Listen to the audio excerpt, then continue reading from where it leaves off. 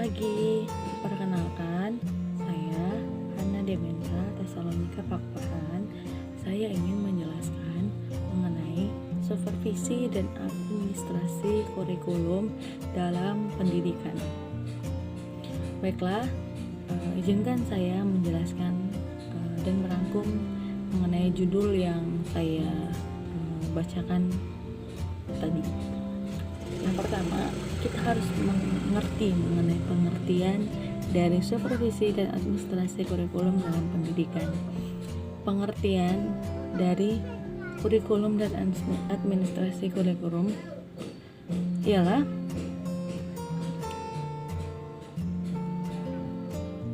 segala pengalaman dan kegiatan belajar yang direncanakan dan diorganisir untuk diatasi oleh para siswa ataupun mahasiswa untuk mencapai tujuan pendidikan yang telah ditetapkan bagi suatu lembaga pendidikan. Secara Undang-Undang Nomor 20 Tahun 2003, kurikulum adalah seperangkat rencana dan pengaturan mengenai tujuan, isi, dan bahan pelajaran serta cara yang digunakan sebagai pedoman penyelenggaraan kegiatan pembelajaran untuk mencapai tujuan pendidikan nasional. Baiklah, administrasi kurikulum merupakan seluruh proses kegiatan yang direncanakan dan diusahakan secara sengaja dan bersungguh-sungguh serta pembinaan secara kontinu terhadap situasi belajar mengajar secara efektif dan efisien demi membantu tercapainya tujuan pendidikan yang telah ditetapkan.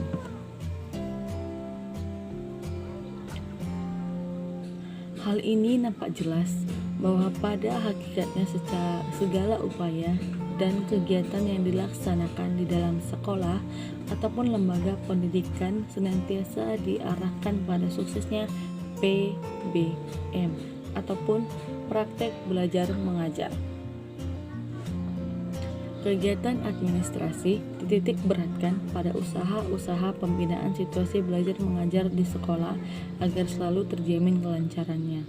Adapun beberapa hal terpenting dalam kegiatan administrasi kurikulum dapat disebutkan dalam dua hal, yaitu yang pertama, kegiatan yang erat kaitannya dengan tugas guru. Yang kedua, kegiatan yang erat kaitannya dengan proses belajar mengajar. Di sini saya jelaskan kegiatan yang berhubungan dengan tugas guru. Yang pertama, pembagian tugas pengajar dan tugas piket. Yang kedua, pengaturan bimbingan guru terhadap siswa. Yang ketiga, penyusunan satuan pelajaran. Yang keempat, penyusunan program kegiatan majelis guru bidang studi dan pelaksanaannya dalam rangka peningkatan kemampuan tugas secara profesionalnya. Yang kelima, pembagian tugas ataupun tanggung jawab dalam pembina ekstrakurikuler. Dan yang terakhir, koordinasi penyusunan persiapan mengajar. Adapun yang kedua, mengenai kegiatan yang berhubungan dengan proses pelaksanaan belajar mengajar, ada hal-hal yang harus berhubungan dan meliputi dalam kegiatan yang berhubungan dengan proses belajar mengajar ini, yaitu yang pertama, penyusunan jadwal pembelajaran. Yang kedua, penyusunan program ataupun rencana belajar berdasarkan satuan waktu tertentu, semisal satu semester, tahunan, 1 bulan. Yang ketiga, pengisian daftar kemajuan murid.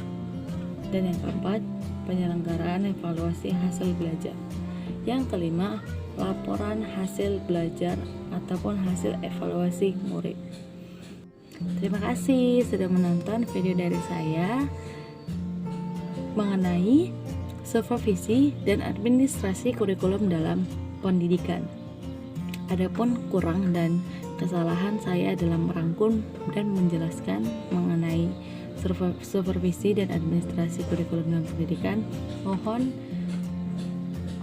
dimaklumi karena saya juga masih dalam proses pembelajaran.